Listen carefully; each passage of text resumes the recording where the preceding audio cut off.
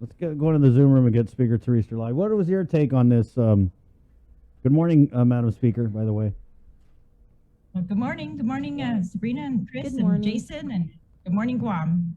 So what is your take on this CDC travel advisory? It kind of seems like they're, I don't know, maybe behind the curve with what's going on here on Guam. But I mean, at the end of the day, it is the CDC.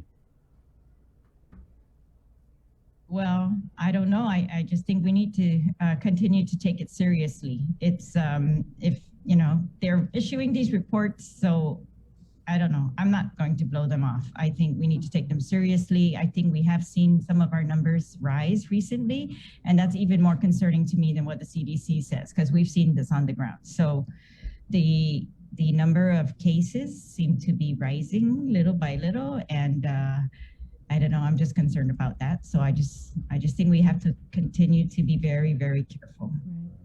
I think we also should get more information on the rise in these cases. Other than we got 9, we got 12. Yeah. I mean, no, you're right. And so they used to issue what's called a surveillance report or surveillance action report or every week. And then, well, they stopped for a long time. Then they issued it again very recently, and then they stopped again. And so I've been asking the director, why are these not issued to the media?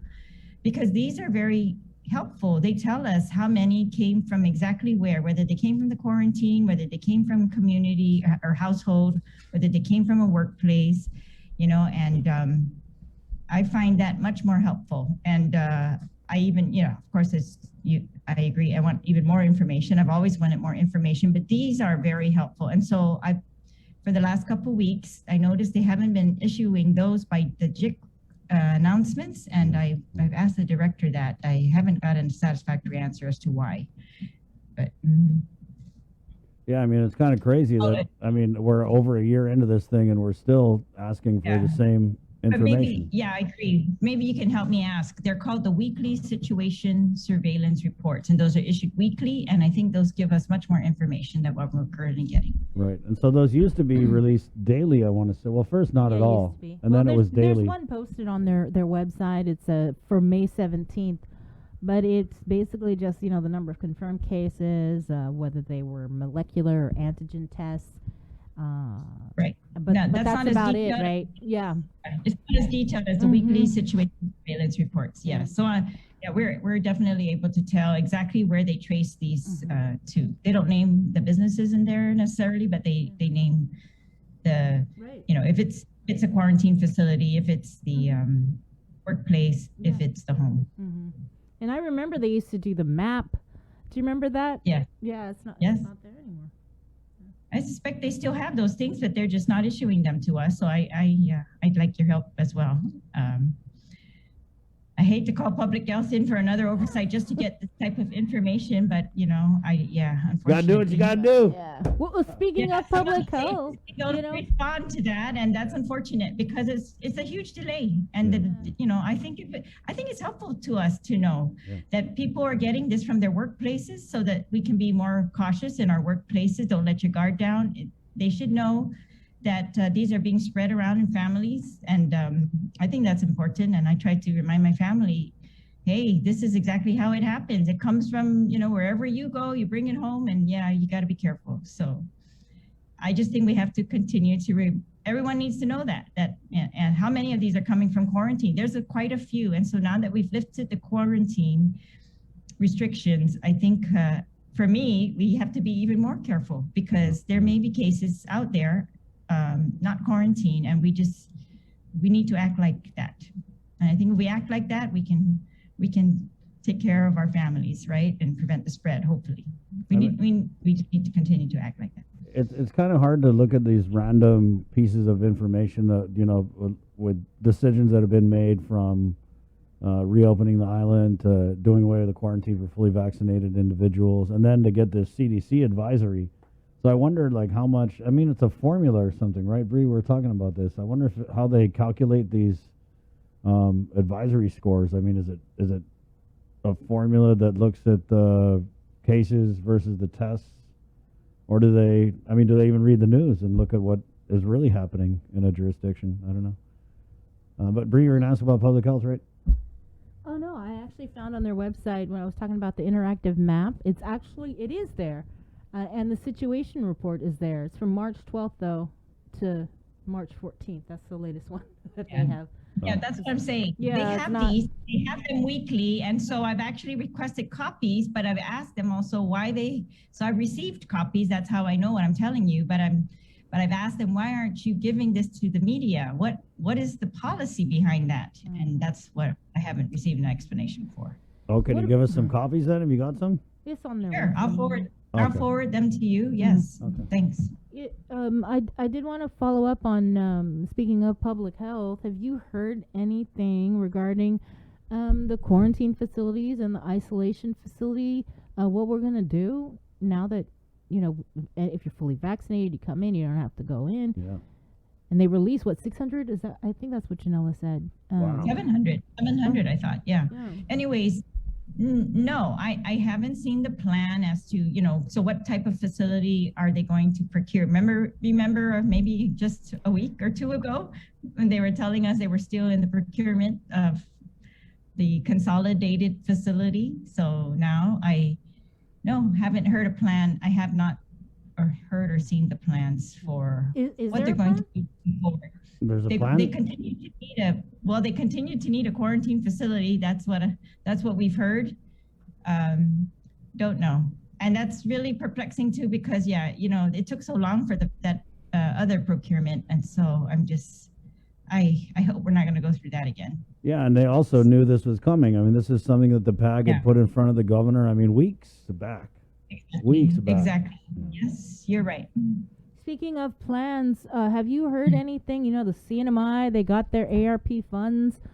Have you Yes. heard whether Guam received it in the past 24 hours? Or In the past 24 hours, I haven't checked, but I did check before that. And Yeah. Mr. Byrne told me, no, they had not received it yet. And he kind of made it sound like he wasn't expecting it immediately anymore. But then the CNMI got there, so I'm expecting ours immediately. And I've actually written a letter to the governor yesterday in light of her announcement that these funds will be coming in the next few days, that they prepare those checks for the RISE payments. I think that's critical. I heard the mayor, the president of the Mayor's Council on your show yesterday announced that at least one of the food programs is going to be stopped in May.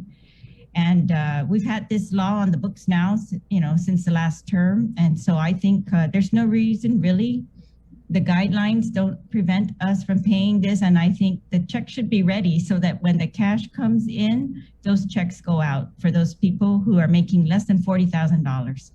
And I'm hoping this will help them to put food on the table if they were relying on those food sources that are going to be ending soon, and to help them in any other way that they need right now. And of course, this is in conjunction with all the other things we're trying to stand up. But I think that one we don't need to wait. We don't need to wait till we make the master plan for the rest of the funds. We don't need to wait for anything. We can issue those checks immediately.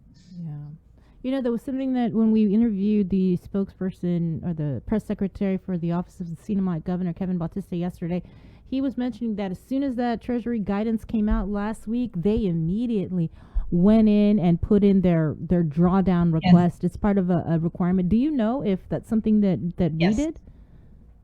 Yeah, if Mr. Byrne told me he did that, so he did it immediately. So I don't think that we were late in issuing our, request, not at all. So I don't know the explanation, but I'm still expecting those funds any day. Yeah, that's why I'm hoping that they will get ready and they will issue that, and that will be one thing that we've taken care of with the funds as they were intended to be used. And that then we can, hash out the rest of the plan. Mm-hmm. The total for the RISE Act, was it around, 30 million? What? Yes, 30 million. Okay. Yes. All right. That was the number one on our priorities. Yes. Yeah. And you wrote that letter yesterday. Yes. When we found out that they had not received the funds yet, I wrote a letter just to say, why don't you get the checks ready anyway? And so that when the funds do come in, you can just send them out the door. Yeah. Oh, no, In though. fact, I kind of wanted to ask because, you know, the meeting you guys had with the gov, and then after she had the press conference, but she was real kind of, I mean, I kind of tried to nail her down on the RISE Act on whether or not she's going to pay it as it's written, as it is written in the law, and she kind of gave this real convoluted answer about, oh, the retirees weren't included, the government employees weren't included, and then Lester Carlson chimed in and said, yeah, the government employees, even if they met the income eligibility, were not included. So it really kind of left me walking away very uncertain about, or is she just going to pay the RISE Act and then come up with another, I don't even know. Yeah, but she doesn't Well, even need. I think that makes sense, doesn't it? It's reasonable. If you want to expand the program, then pay out the minimum right now. Pay out those that are already required. Expand your program. That's fine. You know, and then make adjustments to how you're going to spend the rest of the money. You know, all of that can be done without holding up the original payments. Right. That's what I think. Right, because she's made it clear that she can do what she wants with the money. So you're right. She could pay out the RISE, and then if she's they formulate their program, and you know, it's been a while. Like I said, this law was passed since last term. There's been no request to amend the statute or anything formal. So if they want to create a program on their own, we've seen them do that. They can do that, but there's no reason to withhold the payments now. Right, but does that take away? I consider to be the minimum. Those are, you know, one set of employees, take care of them, and or one set of, you know, people who are making less than 40,000, take care of them right away. And if you want to expand it, then go ahead and expand it. You're going to have to adjust, you know, your spending plan, but expand it if that's what you want to do. But don't delay in making that first set. But Madam Speaker, I mean, with I mean, correct me if I'm wrong though. With the intent of the RISE Act, wasn't it kind of to restore these private sector employees who had been out of a job, you know, making under that threshold? So then if we go and throw more money at the retirees and the government employees, does it kind of, again, put the private sector at a deficit? Do we need to give another set of aid? You know what I mean? Because it's like we're just trying to give everyone all this money when obviously the private sector was way more disadvantaged than I mean, and I love the GovGuam employees, but I'm sorry, they were hurt way more. Well, if they are making less, well, first of all, that's why the legislature did that in the first place, right? We recognize that there is a disparity in those who maintained their jobs and those who did not. And it's very clear, government employees, federal employees kept their jobs. There was even not a risk of them losing their jobs. That was so clear from the start, despite everything we went through. And despite the shortfalls in our operations now, nobody's being threatened with losing their job. So that was, you know, the intent of the legislature in passing that, and we passed it unanimously, by the way. That was a very, very clear policy. Now, if someone wants to change the policy, you know, I don't necessarily object to that, but I do think it's just a totally different program. Yeah. Now, I feel for retirees who are on set incomes and they're making less than 40,000, and I think, you know, we can take a look at that. I think, but again, their income is regular, right? But of course, living on 40,000 is very difficult for a retiree and employee. We recognize that when we recognize the income level. So I'm not saying I'm going to rule that out, but I'm just saying that was not our priority at the time. We were trying to take care of people who did not have a guarantee of employment, who were not employed especially, and who really needed the help. And I believe they still need this help. Yeah. I wanted to just follow up on, you know, that you guys met with the governor 2 weeks ago or last week. I can't remember when it was. And you guys had submitted that spending plan based on 664. Then when the Treasury guidance came out, it was like 500 million something. Did you guys go back? Did you meet with your colleagues to kind of readjust the numbers and readjust your priorities? No, we haven't done that formally. We may do that. No, we haven't done that. And I think the number will be higher than, what was the number you said? 544? 543? Yeah. Yeah, it's going to end up higher than that because there are other numbers that were included in that original number that we're going to get up close to that. They're going to add on capital improvement funds. They're going to add on some other funds. So it'll be over 600 for sure. Mm-hmm. Okay. Well, I guess. So there may be slight improvements needed. Yeah, I mean, slight adjustments needed, but yes, we're still hoping to see the governor's list. We haven't seen her list yet. And so we're hoping to have some kind of collaboration on this, that if she sends us her list and it's consistent with ours with maybe different amounts, you know, that might be acceptable. She might have better estimates of the cost of certain of these projects.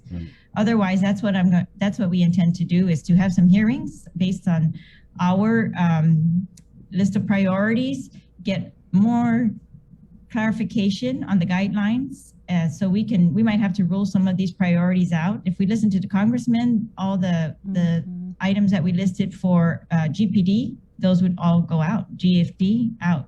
So, you know, that would be one adjustment. The other adjustment, any other adjustment required by the guidelines, and any other adjustment required by different estimates. And so I think we have some public hearings with these agencies and we get them to flesh out these estimates even better, those things will change. Madam Speaker, yesterday we had the CNMI governor's office on, and so I know they got their ARPA already, but the process they described, it sounded a little different from what, and maybe the governor's just not telling anybody, but it sounded like they had to do a lot of like prep work months in advance of receiving this money, in terms of filing like their drawdown request or whatever. But and I'm not saying that Guam should have been doing it, because I don't know. Again, we don't know because the governor's lacking on the transparency. But I mean, is it concerning to you guys at all that we got this huge chunk of money and the governor keeps talking about this plan that no one has laid eyes on? Well, no one except her people. And what is when I read the Go ahead. Sorry. When I read the guidelines, Chris, it looked like the states have to submit drawdown plans like that. Yeah. And but when I asked, I think it was Ed Byrne, he made it sound like Guam did not have to do that, and we're going to get ours all in a lump sum. So that's what they did. They submitted a request for the lump sum, and they did not have to do it in installments or anything like that. And so. But it's actually, you raise a good point. If they made a drawdown request that is detailed, maybe I'm going to FOIA that, because maybe that will show us parts of the plan that they're not disclosing to us yet. Why wouldn't they disclose it, though? I understand the delay. Yeah. That's kind of the first thing I thought when you guys had the meeting with the gov. It was going to be like, show me mine, I'll show you yours, or you show me yours, I'll show you mine, kind of deal. I don't know. I can't play those games, but. For me, it's like, we went through this with CARES Act expenditures, if you remember. Yeah. They would not even consider legislative input. They would not consider public input. It, I thought, was a very stressful time for the people of Guam to, be in this this situation where no one had any idea how that money would be spent, whether it's going to be spent properly or not. And then in the end, or towards the end, we start to see, the reports, and then all the questions come out. And I just think that's kind of a backwards way of doing it. And I wanted to do it another way. So that's what I'm hoping to do with these ARP funds. If we can, I'm doing everything I can that the legislature is going to put their priorities out there, that we are going to get public input, that we are going to do whatever we can in that regard. And of course, if the governor is going to make the command decision in the end, then so be it. But I don't want it to be for lack of us trying to have input into it and trying to, I just think it's the best thing for the people of Guam. If you're going to have more eyes on any type of expenditures, these are long-term investments that we're going to make. And it's just never occurred on Guam that a long-term investment is going to be decided by one person. It's never been the best way for any place. Even the President of the United States is not doing that. He's doing a lot of work to get collaboration, meetings with the Republicans, everyone. They work very hard to get collaboration going across the nation to make sure they get input or, explain their plans. And I think that's always going to be better for us. The more input we can get, the more collaboration, because I'm open for any ideas. And I never believe that I, or even us here at the legislature, have, all the best ideas. I don't think that's our role. I think our role is to listen to the best ideas and to invite those best ideas and to hash them out. And I think that's what we can do. We have some time to do that. For example, long-term plans like building a hospital, we can hash those out, and we should be doing that. And so that's what I want to do. Mm-hmm. And these other investments, I don't know. I just feel like if 15 senators agreed that these were priorities, then I think it's something that the governor should take seriously, that at least these 15 senators who have committed to,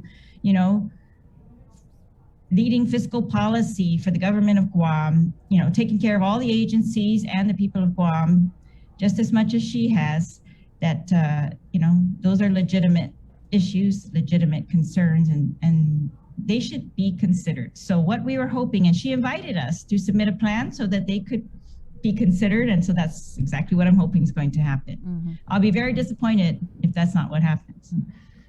You mentioned CARES Act fund and how it was spent. I noticed that on the legislature's website, there was a report that was posted online on how the $117 million was spent. Did you get a chance to look at that? And was there anything in there that kind of, stood out to you? I just glanced at it, and I was not able to really do a deep dive into it yet. But we, as you saw, prior to that, we had a report on the emergency expenditures for the year and other things. But no, I haven't done a deep dive. But yeah, it wasn't like as specific as the one that they sent out when they got the 117, where it said, "Oh, we're going to buy, plasma screen televisions and." We're gonna, You're right. Actually, what we've been doing, Sabrina, is kind of the reverse. So when they come in now for their budget hearings, we ask them, how much in CARES funding did you get and what did you use it for? And we're making them really, I think you've seen it for GCC and UOG, the first ones that came in. We're really requiring them to do that. So, because that's our double check on what they used it for and how did that have an impact. And that's also going to help us with the use of the ARP. So if we think, they didn't use it wisely, we can make some adjustments as to parameters on the ARP use. Mm-hmm. Okay. Public health budget hearing tomorrow? Yes. Public health has told us, by the way, that,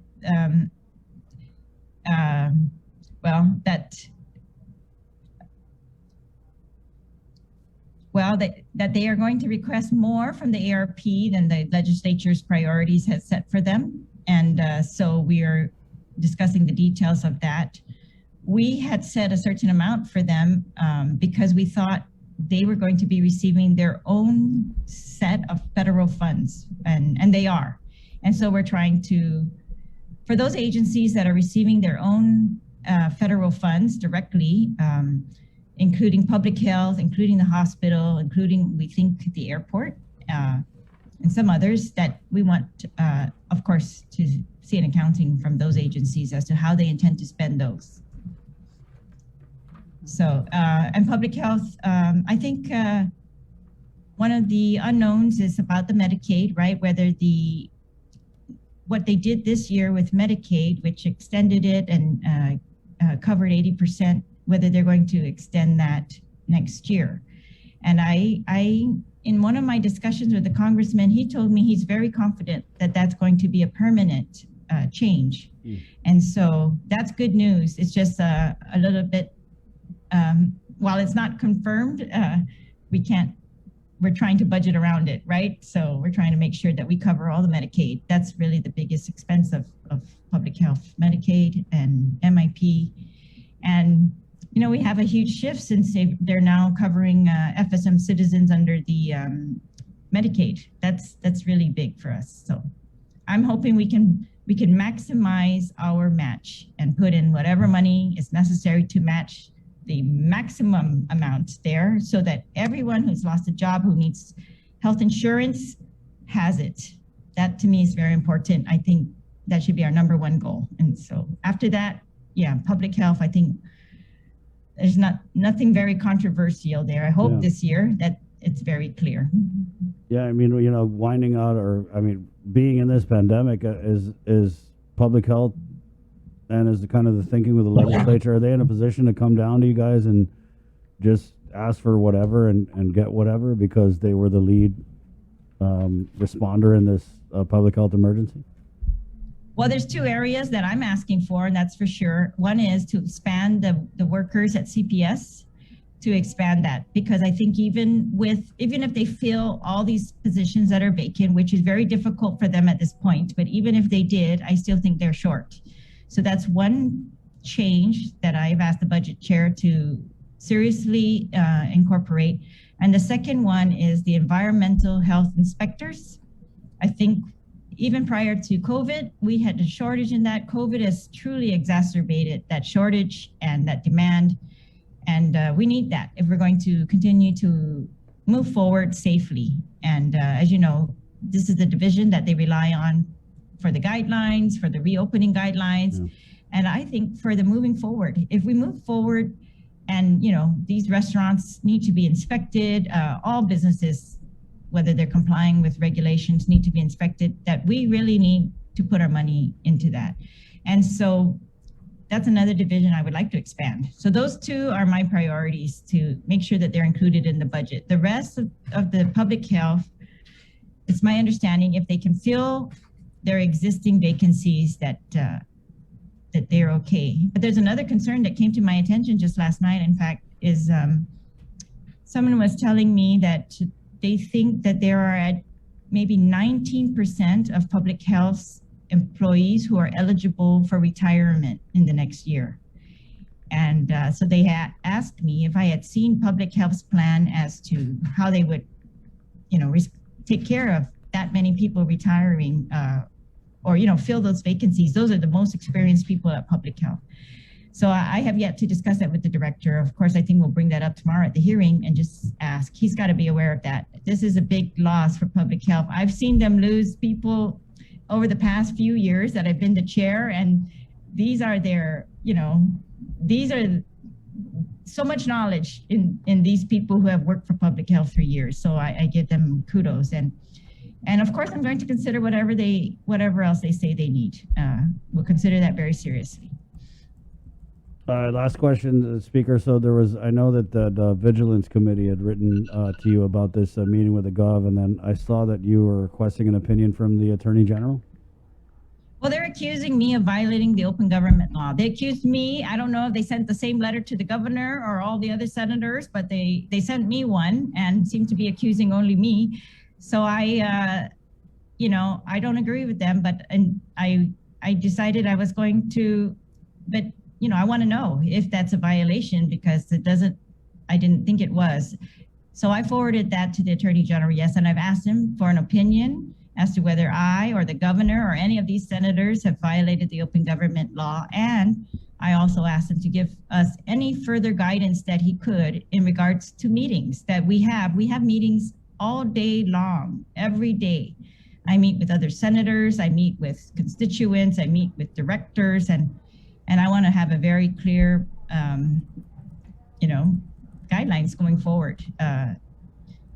Because I just think being accused of violating the open government law is, I take that very seriously. I've been a champion for transparency here at the legislature. I really think we have put in place things that are unprecedented. And I think we have more oversight hearings now than there have ever been.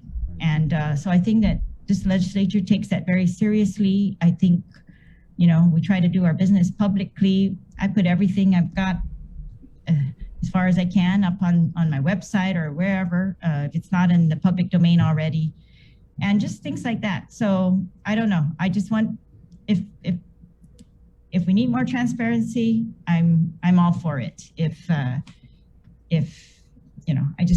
just want this ARP forward, and I don't want to be shut out of the room. I don't want to be not invited to participate. I don't want to be like we were for the CARES, right? I want to be heard. And so I'm going to insist that the legislature continues to be heard when it comes to expenditure of the the federal funds. Okay, Madam Speaker, we've got to run. It's 8 o'clock. All right, can I just let everyone know too that, so we send out announcements, but we're having session this Friday, 10 a.m. The agenda will you probably know what's going to be on the agenda by tuning into the Committee on Rules meeting, which is this afternoon. And that's where they normally decide which bills they're going to put on the agenda or which bills they may put on the agenda later. They kind of announce those. So we can all get a heads up as to what might be on our agenda. And again, so our session is on Friday at 10. And so thank you. Thanks again for all your work in this pandemic and getting the information out. Really appreciate it, both of you. Thank you. Thanks, Senator. Speaker. Take care.